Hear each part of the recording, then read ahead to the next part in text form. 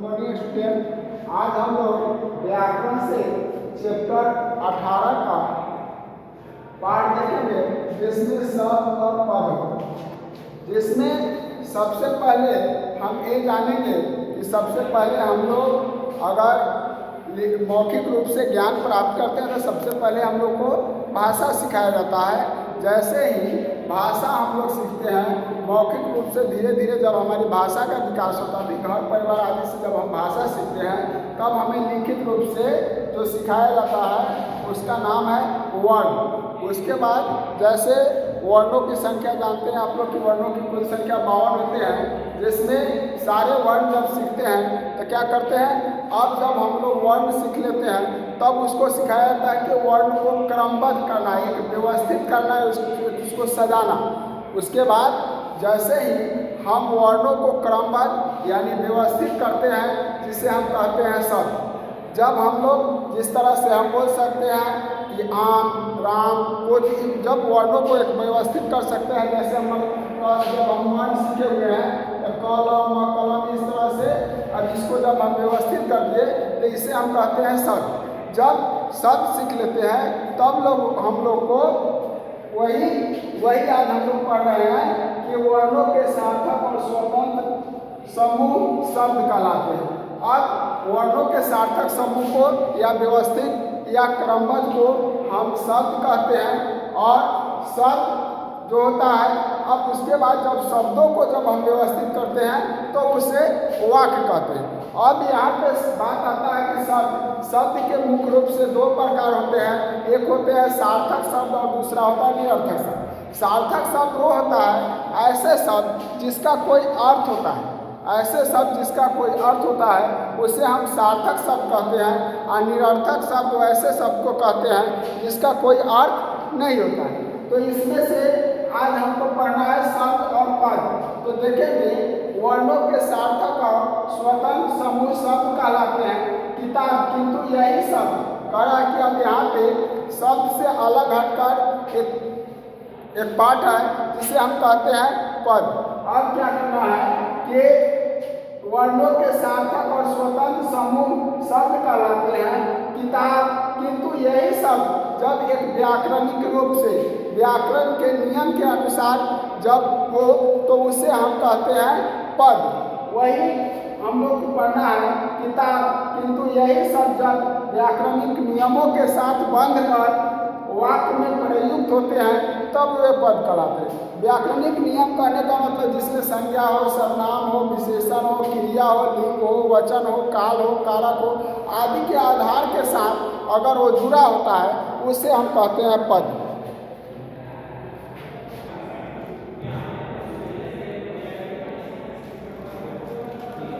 तो हम लोग सब जान गए, अब जानेंगे पद।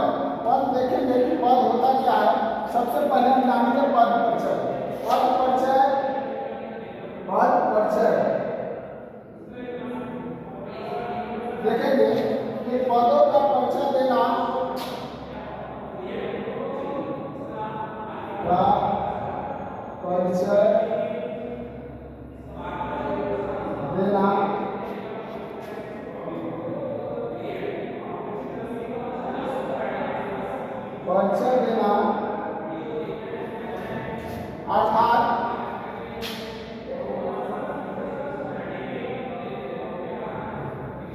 अर्थात उनका लिंग वचन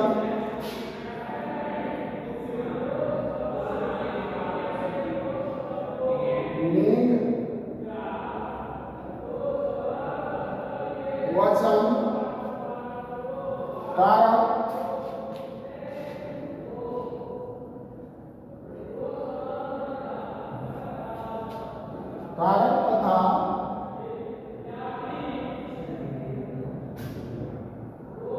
अन्य पदों से संबंध बताता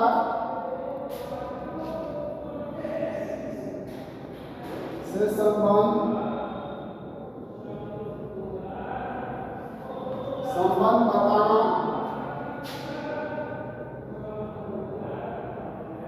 ही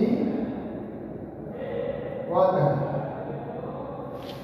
हम कहते थे कि जिस वाक्य में शब्द होता है और शब्द के साथ उसी में जब हमारा वाक्य जब होता है तो उसमें पदों का परिचय देना अर्थात उनका लिंग वचन काल कारक के आधार मतलब व्याकरणिक नियमों के आधार पर जब उसमें होता है तो उसे हम पद कहते हैं, जिसमें पदों का परिचय देना अर्थात उनका लिंग वचन कारक तथा अन्य पदों से संबंध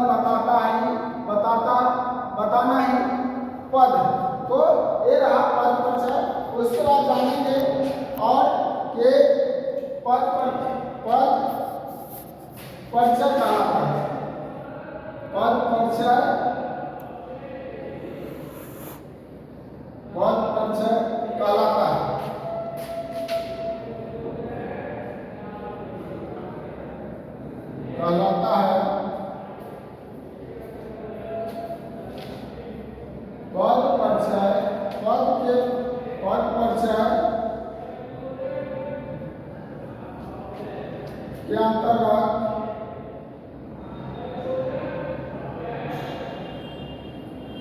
अंतर्गत किसी पद का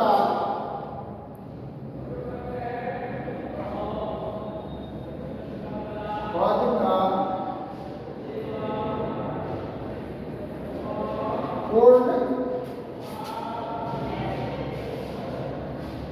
व्याकरणिक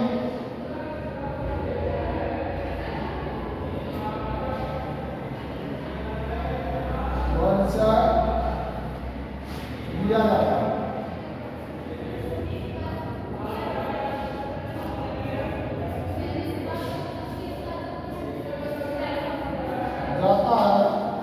जैसे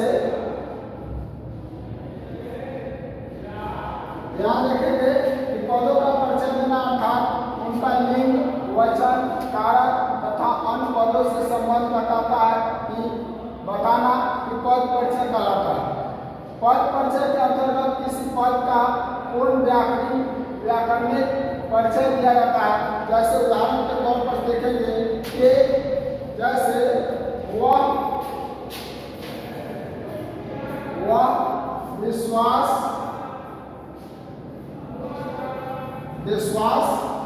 के योग्य नहीं।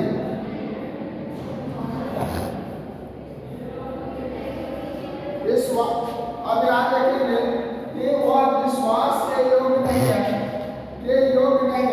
यहाँ देखेंगे तो टोटल व्याकरणिक आधार पर जुड़ा हुआ है।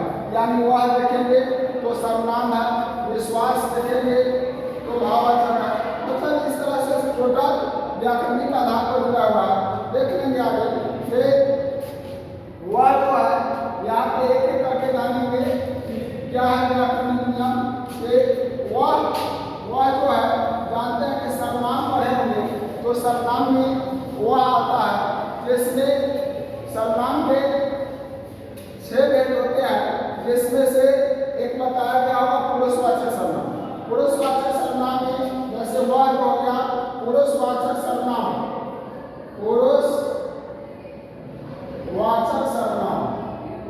तो पढ़ाया गया होगा। इसमें पुरुषवाचक सर्वनाम के 3 भेद होते हैं, उत्तम पुरुष, मध्यम पुरुष और अन्य पुरुष। जिसमें से उत्तम पुरुष में मैं आता है और मध्यम पुरुष में तुम और अन्य पुरुष में आ जाता है वह। तो यहाँ देखेंगे वह जो है कि पुरुषवाचक सर्वनाम ये अन्य पुरुष, पुरुषवाचक सर्वनाम ये अन्य पुरुष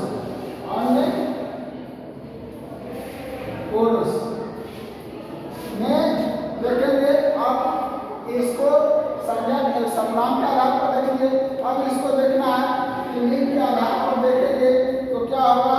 ये जो है लिंग के आधार पर ये पुल्लिंग है,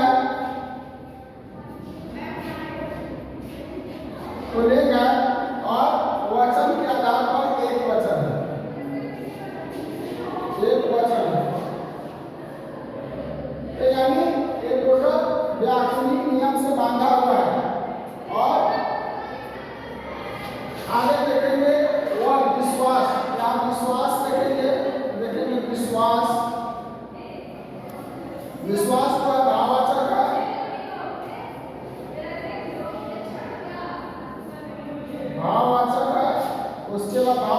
क्या है?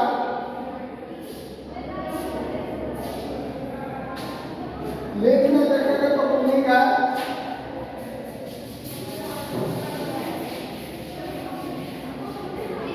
पुल्लिंग, और वचन में देखेंगे तो एक वचन है। यानी ये भी पूरी तरह से व्याकरणिक आधारों से बांधा हुआ है, इसलिए हम इसको पद के सीखेंगे। उसके बाद क्या देखेंगे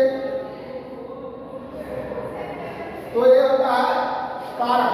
कारक पढ़े होंगे, इसमें संज्ञा या सर्वनाम आदि के संबंध को जो दर्शाता है, किसी काम को करने होने के संबंध को दर्शाता हो, उसे हम कारक कहते हैं। तो उसके बाद कारक के विभक्ति चिन्ह होते हैं, उसी विभक्ति चिन्ह में के आते हैं। तो पढ़ते पढ़ेंगे कि कर्ता ने कर्म को करण से संप्रदान के लिए, अपदान से अधिकरण में असंबंध काटे की, तो पढ़ेंगे उसमें संबंध कारक। तो संबंध कारक देखेंगे जिसका विभक्ति चिन्ह होता है संबंध का के की। तो यहाँ देखेंगे के जो है संबंध कारक है, तो कारक है, कारक में वो कारक है, एक कारक है, कारक में कौन सा कारक है? वो है संबंध कारक, संबंध कारक। उसके बाद इसमें आता है योग।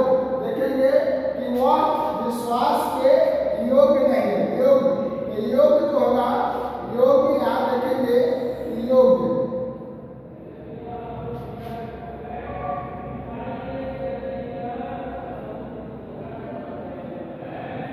योग जो है तो पढ़े होंगे विशेषण।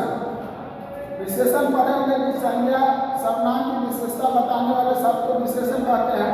विशेषण के उसमें 4 प्रकार पढ़े होंगे, गुणवाचक विशेषण, परिमाणवाचक विशेषण, सर्वनामिक विशेषण और सर्वनामिक विशेषण। उसमें जो 4 प्रकार होते हैं वो पढ़े होंगे। तो उसी में से कहता है इसमें गुणवाचक विशेषण, गुणवाचक विशेषण।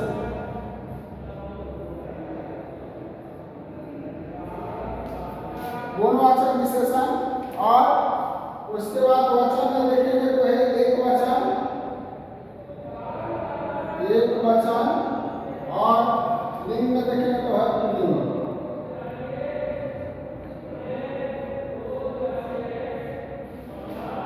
उसके बाद नहीं कह रहा है कि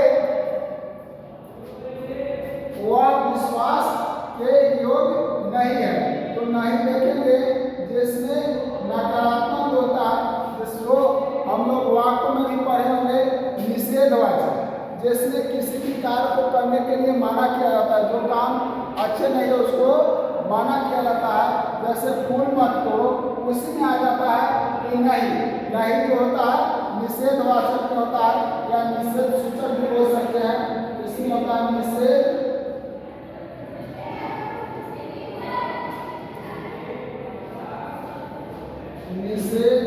सूचक।